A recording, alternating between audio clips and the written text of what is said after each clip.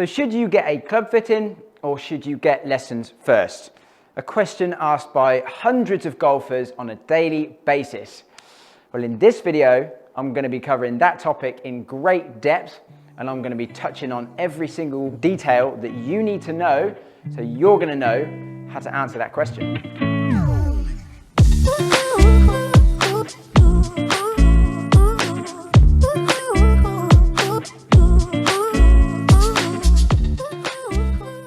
Right, so before we jump onto quad, and I'm going to be showing you lots of different examples of deliveries, different angle of attacks, delivered loft, different paths, different face to paths, and how all that affects the numbers and how much it affects the numbers. Before that, I just want to touch on the educational aspect of a custom fitting. Now, it was always said that a good fitting should be a lesson at the same time, and I agree to a certain extent. I mean, you're not coming for a lesson, we're not going to dive into huge technical detail about how we're going to fix your swing. However, what it definitely should be is a good educational process about your swing. So obviously, if you're going for a fit-in at a good fit-in place, they're going to have probably TrackMan or mostly Quad now, and you're going to get all of this data, right? So if you don't know about this data, then it's going to be a very educational process anyway, and make sure the fitter takes you through everything so you understand it fully. You know, we're going to be looking at basic stuff, obviously ball speed and club speed, that's, you know, very, very basic, but then we've got stuff like the path, face to path, the angle of attack, with delivered loft, the ball launch and spin, we've got dynamic lie, strike, spin tilt axis, kind of all of these different variables that are showing me how you deliver the club. Now that is obviously extremely important when it comes to fitting, as we're going to see in a minute, because different deliveries change numbers massively, which is obviously a huge part of custom fitting.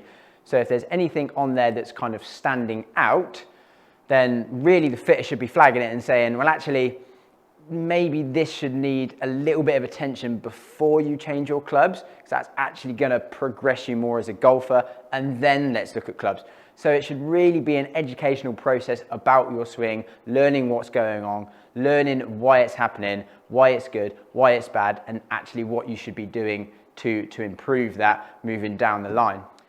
But having said that, ultimately it's always down to the golfer, right? A good custom fitting should always be a good education, but you know, you might only play once a month, or you might have been playing 50 years and you say, look, my swing's my swing, I'm not going to change, I don't have the time, I don't play enough, fit me for how I swing right now. You know, I know it might not be optimal, but I just don't have the time to change. I'm fine with how it is, fit me for how I am. And that is absolutely fine. Not a problem with that at all. I just think a good fitter should point out these things to you and say, actually, if this was different, it'd be giving us a much better ball flight, more distance, more control, X, Y, and Z. But ultimately, it's always down to you. It's always a discussion. If you want to stay exactly how you are, then it's absolutely not a problem at all. Right, so let's dive into some hitting, and I'm going to show you some examples of different delivery characteristics and how much that changes the numbers. And we're going to touch on some big kind of delivery flaws that I see very often and show you some of those. And the first one would be angle of attack, especially with irons. Now we all know really we want a descending blow, so we want to be hitting down on our irons, right? We want to be hitting down, we want to be taking loft off, we want to be getting good compression, kind of all those things. But generally I see a lot of people hit not very much down at all, or you know, sometimes even up on the ball. Now that's linked heavily to delivered loft. Typically the more we hit down, the more we're going to take loft off. If we're hitting up, we're almost going to be adding loft, which really changes those numbers massively. So now I'm going to show you one where I'm hitting up, and we'll take a look at some numbers. There we go. There we go. A little bit low toe to be fair, but that was really hard to hit up. Right, let's dive in and take a look at those numbers. Right, so let's quickly take a little look at the variables in that delivery. So straight away, I'll pop this up on your screen. The biggest thing that's going to stand out to me is this graphic down here. So obviously I was trying to hit up on the ball, which for me was quite a challenge to be fair. So we can see there we delivered 34.8 degrees of loft, so 35 degrees of loft, and we hit 1 up on the ball. So that's my 7 iron, which is 34 degrees, I think, static. So we're adding loft. So we're hitting up, and we're adding loft. Obviously a very bad delivery for irons. It's not what we want to be doing at all. It's going to create kind of contact issues. The ball flight that we see is just launching at 25.6 and the backspin's at 7,500. Now typically a shallow delivery would be high launch, lower spin, but because obviously I'm playing pretty traditionally lofted irons, and we hit it quite low in the head as well, we're getting a lot of backspin. So, I mean, from 94.8, 95 mile an hour club speed, getting a carry of 163, which is just absolutely nothing at all. So we got way too much up, launching super high, spinning super high. I mean, I'll double check the, I did have a look at the peak height and angle of descent a minute ago. I think it was like 147 feet and descent of 55, which is insane. Way too much up, not enough forward. So for this particular person, I'm looking at that dynamic loft. I'm going, well, we need to get you into something that is stronger lofted. It's going to bring down the launch, it's going to bring down the spin. Not obviously too much, but it's still on a nice peak height, nice angle of descent. But at the minute, it's crazy. So let's get that down. Let's get more of a forward flight, pick up distance, more penetrating. Like this into the wind is going to be dead, more penetrating, but still get a nice land angle. And we'll probably pick up 15 plus yards. So I would be saying to that person, that is something I would 150% change. Do you want to change it? If so, go away, work on it and come back. If not, I'll fit you into a decent set of irons. But right now, that's pretty bad.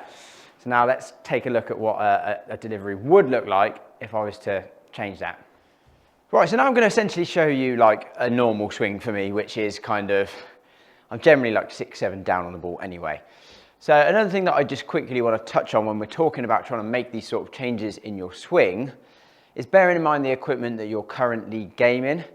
So like for a lot of people, we want to try and get the height on the ball. So especially for lower swing speed players, if you're gaming a set of irons that, you know, it's a super game improvement iron that's very, very strong in loft, the likelihood is they could almost be hindering you from changing to a better delivery, because you're always going to be trying to help the ball up in the air. You know, if you're seeing a low ball flight, the thing we do is we react to it, and then we're going to start trying to hit up more and more to increase that ball flight. So it's bearing in mind that the equipment that you're playing may not be helping. And to some extent, it might almost be better off changing into something that is slightly more traditionally lofted or more loft than you have, because then if you start to see the opposite, almost the ball flight being too high, then again, we're going to react and maybe even try and start getting that ball flight lower and hitting down more, which is better. So it's kind of thinking about that process and bearing in mind what you are playing and whether or not that might actually be hindering your progression or your swing. That felt like a pretty good swing.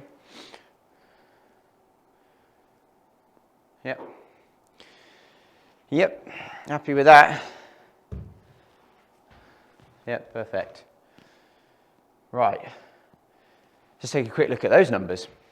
Right, so let's dive into these numbers then, because that is obviously quite the change from that first shot. I mean, the first thing that stands out massively is obviously that distance has jumped up over 20 yards with exactly the same club, which is obviously just a ridiculous difference.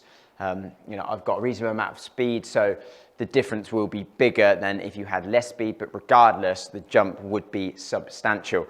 So not only is the distance massively, massively improved, from changing from a delivery where we're hitting up to hitting down, not only will you get that extra distance, but you'll become a more efficient and more consistent ball striker with your irons as well, which is another massive part of making a change like this. Aside from the fitting, you will become a better ball striker. If we look at the variables on this one, I hit 7 down on that, which is pretty steep, to be honest. I mean, I can get away with it having a bit more speed, because even though it launched a little bit on the lower side of 130 mile an hour ball speed, it just keeps climbing for longer.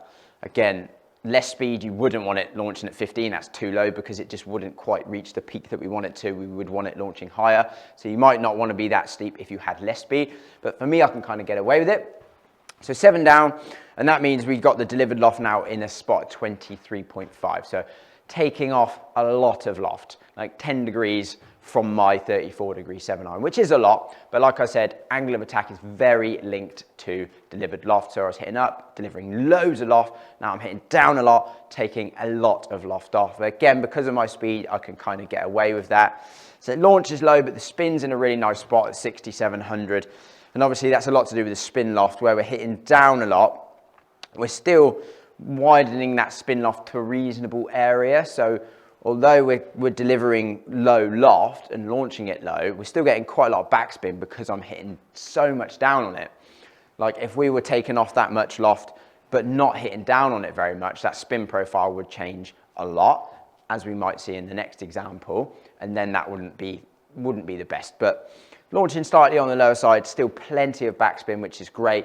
So it means that we've gained more distance. The ball flight is way more penetrating. It's launching much lower, but we haven't lost any control.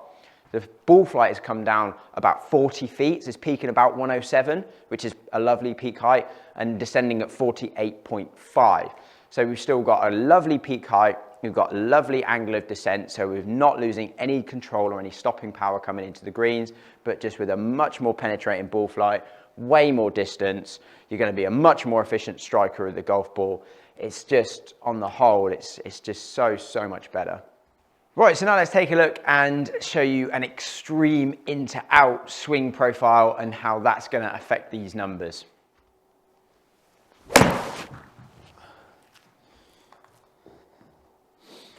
That one felt pretty good. It's gone a long way. Yeah, it's a good strike. Yep, perfect strike. Yep, cool. Right, now we're going to dive into those numbers quickly, because that's a pretty good example. But what I'm also going to do is I'm going to hit one with the Cobra Forge Tech X as well, just to demonstrate how much worse that could possibly be if you had that delivery and were in the wrong iron. Like my iron's a traditionally lofted iron that's going to spin pretty well. And with my speed, I'm probably going to get away with that. If you had slightly less speed and a stronger lofted game improvement iron, that's when that's going to start to get pretty dangerous. Right, so slightly less speed and a strong lofted iron.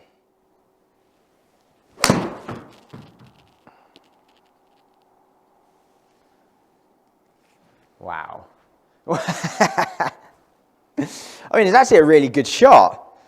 I'd be super happy with that. I mean, I literally didn't touch that. 87, 88 mile an hour swing speed, and it still carried 187. Backspin at 4,300. Yeah. We'll take a look at some of that data now. Right, so this is the shot with my iron, with the really inside delivery, so my T100S at 34 degrees. So if we dive into the variables of this, I mean, like I said, I hit one afterwards with the Cobra Forge Tech X with a slightly slower swing speed, because with my iron and my speed, you can just about get away with this really from a numbers perspective, because it's got enough loft on it to keep the launch, keep a bit of spin on, but still the variable shift from the last one. I mean, the spin's dropped down 1,000, which is pretty substantial, and carry's obviously gone up. So carry's gone up because obviously we've got a little bit higher launch, we've got a little bit lower spin, and even a little bit more ball speed, because it's a bit of a stronger kind of delivery, you know. So if we're 8.3 from the inside, like I was there, the face has got to be in a pretty strong position, closed, to actually get the ball coming back. If I'm swinging 8 from the inside and we kind of leave the face square to the path, you're just hitting a straight big push. So the face has to be closed to the path to get it coming back. When the face is closed, it takes off loft. So here we can see I delivered 25 degrees of loft, which isn't as much as my normal swing. However, we're only now hitting 3 down, where I was hitting, what, 7, just over 7 down. So we're not really hitting down too much. I mean, 3's okay, but we're not hitting down that much, and we're still taking a lot of loft off. So that spin loft is now not in as much of a good spot, which is why the spin has obviously dropped way down. So now we'll touch on the problems with that in a minute when we look at the Forge Tech X numbers. But it's just, it's a lot more varied for a start, because you've got to get that face in a perfect position relative to the path to actually hit that draw. If you leave it a little bit open, it's going way right. If you close it a little bit too much, that spin's really dropping, and you're going to see a big hooky kind of drawy shot, which again with my iron isn't too bad, but with the Forge Tech X, it's really not going to be particularly great.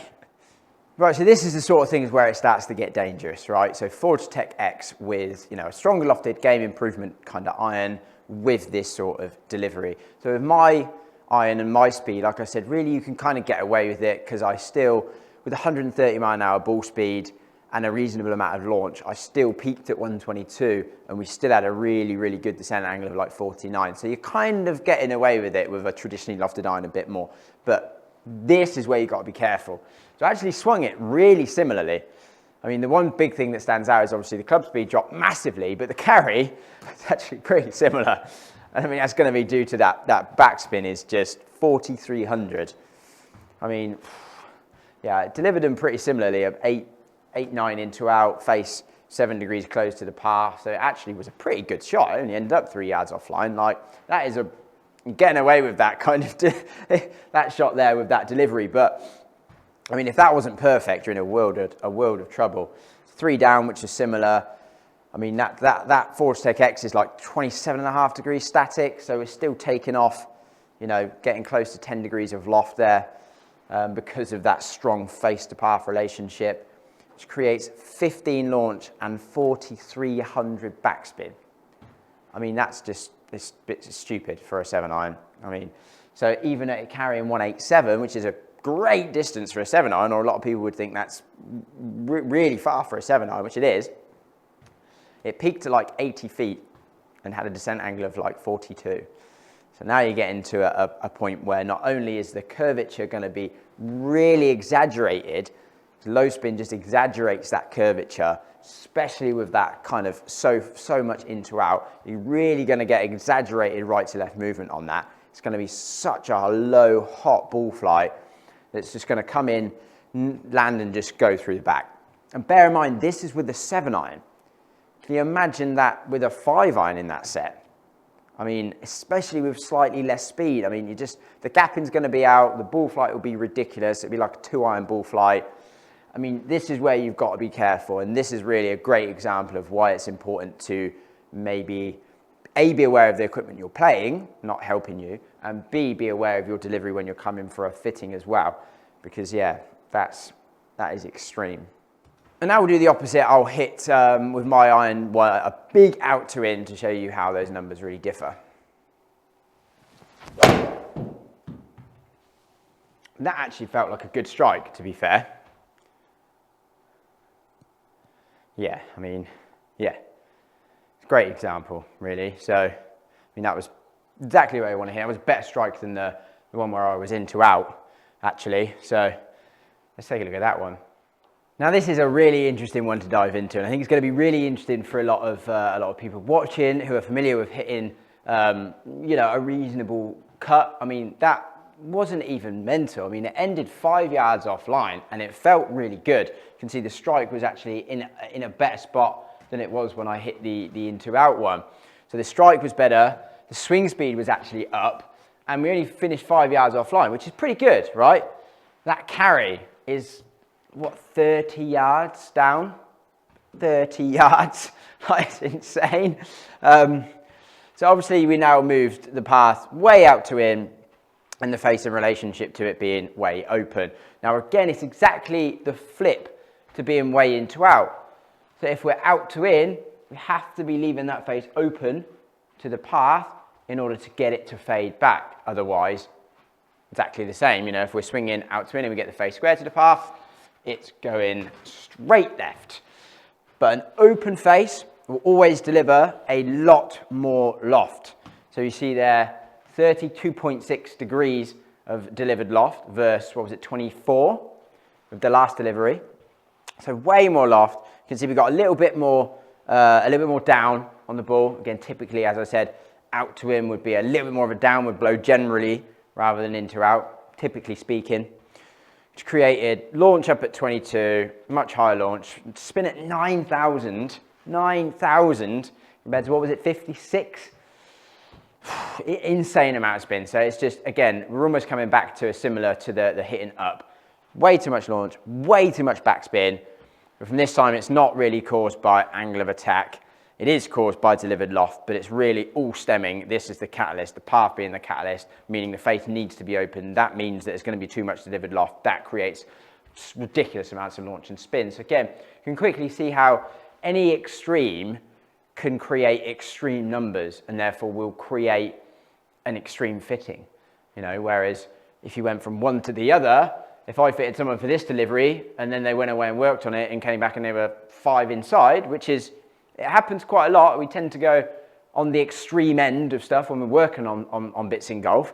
You know, someone will say, I'm working on my path, too much. They come back and they're like 7 inside. So I've fitted them for something that's super low spin, and now they're hitting it like I did a minute ago and hitting raking low spin balls that just drop out of the air. I mean, it's, yeah, you can quickly see how it becomes interesting. So let's jump in and just kind of sum up. Right, so let's sum up. There were some examples of some very extreme deliveries in there, which showed you how much that changes the ball flight characteristics, the launch, spin, height, distance. Like, it's just insane, like probably more than you thought, which is great. I mean, that's what these videos are all about, really. It's kind of trying to educate people, kind of give you a bit more knowledge. So if you don't know about these sort of things, like, it might just give you that upper hand when you do go for a fitting. You know, and they're not uncommon. They're very, very common delivery examples. You know, I see big out to in, big in to out, hitting up on irons all the time. You know, so it's just being aware. And if you do go for a fitting, please make sure that you do have this data and that you are being taken through it. You know, a lot of you will know about it and what it means, but a lot of you won't. So please don't be afraid to ask questions if you are in a fitting and the fit is not kind of talking you through everything and making you aware of everything. Like, ultimately, you're paying us for a service, our knowledge and our input. So never be afraid to ask questions and get as much out of it as you can. Because ultimately you can see it, you know, if you do have one of those deliveries and you're not made aware and we fit you for a set of clubs, and then later down the line you kind of get made aware or you realize that that's holding you back, you're going to want to probably change it. Most people will. And then all of a sudden you've spent loads of money on a set of clubs that now really aren't going to be optimal for you at all. We do not want anyone wasting money. So please just ask, and hopefully this video does help a lot as well. There's probably a couple of points on that. You'll never fully be happy with your golf swing. None of us will, unfortunately. So you'll probably never be in a place where you're like, yep, nailed it, time for a fit in. Like, it's just not going to happen, unfortunately. So it's just being like aware that if it's extreme, there's something to change. If you're like in a reasonable place from a delivery perspective, like, it's probably an okay time to get fit. It's just extremities we don't really want to see. And a lot of people might say, well, I don't really want to go and pay for a fitting and then, you know, travel miles and then realize I can't even get fit, which is fair. You know, there's definitely some things you can look out for on the golf course. You will probably already be aware somewhat of your ball flight, but I mean, if you're hitting up on the ball, you're never going to see a divot. You're going to see a ball flight that just launches super, super high, which you're probably going to really struggle in wind. You know, that's big telltale sign. You know, if you're massively out to in, you're generally always going to see a little bit of that fade. I mean, losing it to the right, high spinny ball flight again. You guys will probably get one every now and again where you absolutely nail it when you're swinging quite out to in and the face gets square to the path and you're like, oh my God, that's like a rocket launcher. That's what it should feel like. And then normally, if it's the exact same as the delivery I did last and the face is quite open to the path, it will feel good, like the strike felt nice, but it's just a glancy kind of blow. So it's not a proper full-on kind of strike like you will feel if you get that face square to the path. So again, that's another big sign for the out to ins. And then in to out, I mean, again, it's pretty obvious. I mean, if you hit a rake and draw everywhere, it's going to be a bit lower. It's going to be lower spin. So it's going to be what I call hotter, which is just quicker, faster. It's traveling through the air faster. You're probably not going to struggle stopping on greens, all those kind of things. They're all signs to look out for. And if you have any of those and you are thinking of going for a fit in, maybe it's worth trying to have like a little lesson for it first, or see if you can get on a quad just to take a look. Yeah, I think that's about it. It's a lot of info, but again, I'm trying to do these videos just to help you guys out, give you a bit of knowledge to kind of be aware of what's going on and be ready for your fitting, and make sure you don't get, not ripped off, but, you know, just want you to be aware. So make sure you know what's going on. So I hope you enjoyed it. I hope you found it interesting. I hope you learned something. Please stay tuned because we're going to have more club reviews come in. Loads more to do. Right, I'm going home. I'll see you in the next one.